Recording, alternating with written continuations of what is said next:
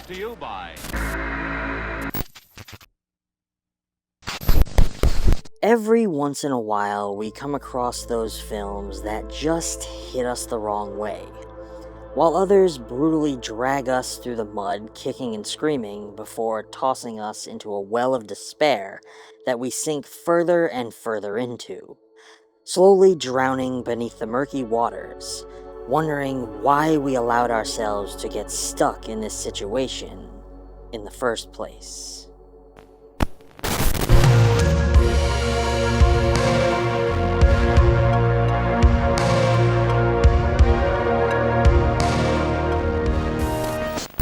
Hello friends, and welcome back to ETF.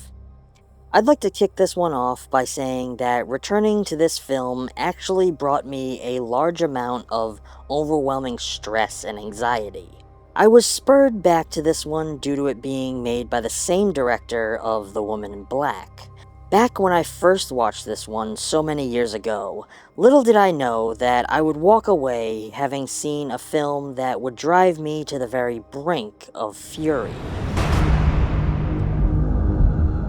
Eden Lake, directed by James Watkins, is a harrowing British horror thriller that takes the familiar premise of a couple's idyllic weekend getaway and transforms it into a relentless exploration of societal decay, fear, and the primal instinct for survival. The film's raw intensity, unflinching depiction of violence, and underlying social commentary make it a standout in the genre, though it is not for the faint of heart. The film follows Jenny and her boyfriend Steve, who venture into the secluded Eden Lake for a romantic weekend.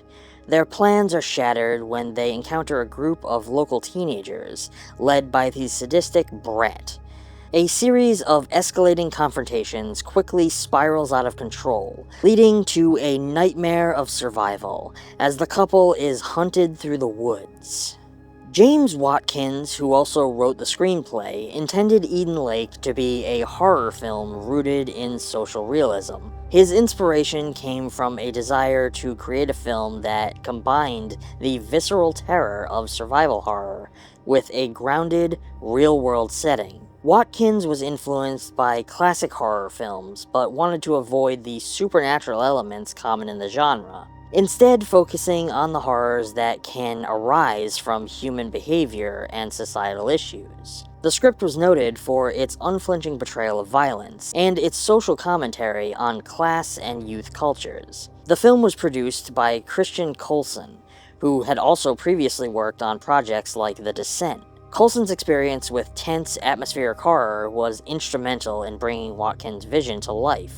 Casting was crucial to the film's success, as the story relied heavily on the performances of its main characters. Kelly Reilly and Michael Fassbender were cast as the leads. Both actors brought a sense of authenticity and emotional depth to their roles, making the audience empathize with the character's plight. Kelly Reilly delivers a powerful performance as Jenny, evolving from a composed, nurturing figure into a desperate survivor. Her transformation is both heartbreaking and horrifying, as she is forced to confront the depths of her own resilience and capacity for violence. Riley's portrayal captures the emotional and physical toll of the ordeal, making her plight all the more harrowing. Michael Fassbender is equally compelling as Steve, whose early bravado crumbles as the situation deteriorates. Fassbender brings a palpable sense of vulnerability to the role, particularly in the scenes where Steve realizes the gravity of their predicament. His chemistry with Riley grounds the film, making their relationship believable and the ensuing horror all the more impactful. Christopher Ross served as the cinematographer for the film. His approach to shooting the film was grounded in realism, with the use of natural light and handheld cameras during action scenes to create a sense of immediacy and urgency. His cinematography played a key role in immersing the audience in the character's experience, making the terror feel more real. Ross captured the juxtaposition of the idyllic setting with the horror that unfolds, using wide shots to show the character's isolation and close-ups to convey their fear and desperation. The film's visual style was instrumental in maintaining the tension and unease throughout. Its sound design was essential in creating an immersive and tense atmosphere. The natural sounds of the forest, rustling leaves, distant animal calls, and the eerie silence of isolation were used to heighten the sense of dread. The minimalistic approach to sound helped to build the tension, making the moments of violence and terror even more jarring. David Julian composed the score for the film, known for his work on films like Memento and The Descent. His score for Eden Lake was subtle but effective, using low droning tones and dissonant sounds to evoke a constant sense of unease. The music complemented the film's bleak tone, adding to the emotional weight of the narrative. One of Eden Lake's most striking features is its commentary on class and generational conflict. The film subtly but effectively portrays the tension between the middle-class couple and the working-class teens, highlighting the divide between privilege and poverty. Brett and his gang are depicted as a product of a broken system, with their violence reflecting a lack of guidance, education, and opportunity. Watkins doesn't offer easy explanations or solutions, instead presenting a grim reality where societal failures breed monsters. It's not just a horror thriller about survival, it's a deeply unsettling exploration of psychological breakdown, societal influences, and the fragile nature of human relationships when pushed to their very limits. By examining the psychological aspects of the characters, their dynamics, and the film's thematic elements, we gain a deeper understanding of how fear, power, and social conditioning drive the narrative. At the heart of the film is the relationship between Jenny and Steve, whose bond is tested in unimaginable ways. Initially, they represent a picture of normalcy, a loving couple enjoying a weekend getaway. However, as their situation deteriorates, their psychological states unravel, revealing the underlying tensions and vulnerabilities in their relationship. As a schoolteacher, Jenny embodies care, patience, and rationality. Her profession suggests a belief in nurturing and guiding, which is starkly contrasted by the chaos that ensues. Psychologically, Jenny's journey is one of disillusionment. Her initial attempts to de-escalate the situation with the teens reflect her beliefs in reason and communication. However, as the violence escalates, she is forced to confront the limitations of her worldview. The trauma she experiences leads to a psychological transformation, where survival instincts override her previous moral and ethical boundaries. Jenny's descent into violence is both a defense mechanism and a strategic loss of self. Steve starts as a more assertive partner, his confidence bordering on arrogance. His desire to confront the teens and assert control reflects a traditional masculine response to threats. However, as the situation spirals out of control, Steve's psychological resilience crumbles. His initial bravado gives way to panic and helplessness, revealing a man unprepared for the primal realities of survival. Steve's tragic fate serves as a turning point for Jenny, forcing her to abandon the safety of her previous identity and embrace the harsh reality of the situation. Brett, played by Jake O'Connell, and his gang represent a disturbing exploration of group psychology, social conditioning, and the influence of authority figures. The teens are not merely antagonists, they are a product of a toxic environment where aggression and dominance are valued over empathy and respect. As the leader, Brett exerts a chilling influence over the group.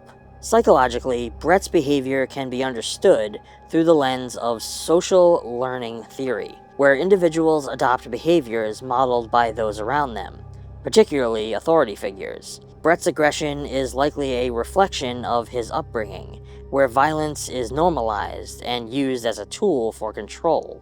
His need to assert dominance over Jenny and Steve stems from a deep-seated insecurity and a learned belief that power is derived from fear. Brett's actions are not just about inflicting pain, they are about reinforcing his status within the group, and by extension, his self-worth. The other teens in the gang follow Brett's lead, illustrating the psychological phenomenon of de-individualization, where individuals in a group lose their sense of personal responsibility and identity. This is compounded by peer pressure, fear of retribution from Brett, and a desire to conform to the group's norms. The gang's participation in the violence reflects the dark side of group dynamics, where normal boundaries are eroded, and individuals engage in behavior that they might otherwise avoid when alone. As with most horror films, the obvious central theme is fear, driving the characters' actions and the narrative's tension.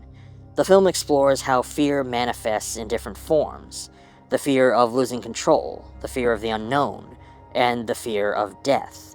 For Jenny and Steve, fear strips away their societal veneers, reducing them to their more primal selves. This deconstruction of their identities is psychologically harrowing, as they are forced to confront their deepest fears, losing each other, losing their humanity, and ultimately losing their lives. The power dynamics in the film are intricately tied to this fear. Brett's domination over the gang is fueled by their fear of him, just as his need to control Jenny and Steve is rooted in his fear of being perceived as weak. The psychological interplay between fear and power highlights how individuals manipulate these forces to maintain control, often at the expense of others' well-being. Eden Lake also delves into the theme of moral decay, particularly how extreme circumstances can erode one's ethical boundaries. Jenny's transformation from a compassionate teacher to a desperate survivor willing to kill reflects the psychological toll of sustained trauma. This loss of innocence is mirrored in the teens, whose participation in violence marks a point of no return in their moral development. The film suggests that under certain conditions, anybody can be capable of losing their moral compass, raising uncomfortable questions about the inherent nature of good and evil. The psychological profiles of the characters are heavily influenced by their environments. Brett and his gang are shaped by a culture of violence and neglect, where authority figures either reinforce aggressive behavior or are absent altogether. This social commentary highlights the impact of upbringing on psychological development, suggesting that the teens' actions are not just individual choices, but the result of systemic failures. The film's portrayal of this environment underscores the idea that violence begets violence, creating a cycle that is difficult to break. I think this was a film that just hit me the wrong way during my initial viewing. Having been accustomed to a more traditional style of character development, I was not prepared for what I was walking into. What I got was an unrelenting tour de force that saw the two lead protagonists beaten, tormented, and withered again and again over the course of the runtime. Every time you think they might finally get the upper hand, something comes around to knock them back into the dirt. It became a film that never let up, never providing you with that much-needed alleviation from the agony of vile people committing vile acts, leaving me for years with a sour taste for it. Eden Lake is more than a horror film. It's a psychological examination of the human psyche under extreme duress. It's a film that lingers long after the credits roll. Its exploration of societal breakdown, moral ambiguity, and the human capacity for violence is both compelling and unsettling. While the film is undeniably brutal, it is also a thought-provoking piece of cinema that challenges its audience to confront the darker aspects of human nature. For fans of horror thrillers that look for films that will push boundaries and leave a lasting impact, Eden Lake is a must-watch.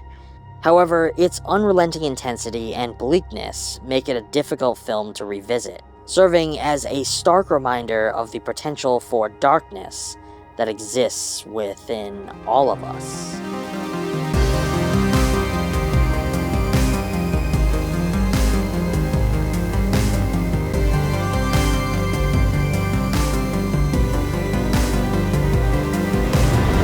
Well, friends, that's going to be all for now. As always, I implore you to check out this film for yourself. Take my opinions for what they're worth, but more importantly, please formulate your own. I have put a link down in the description on where you can get a copy of this film for your collection. I actually think, despite my initial feelings about it, this is one that you should own. It is very, very worth it. If you enjoyed this video, please consider giving it a like, subscribe for more content. Until next time, stay safe, and as always, thanks for watching.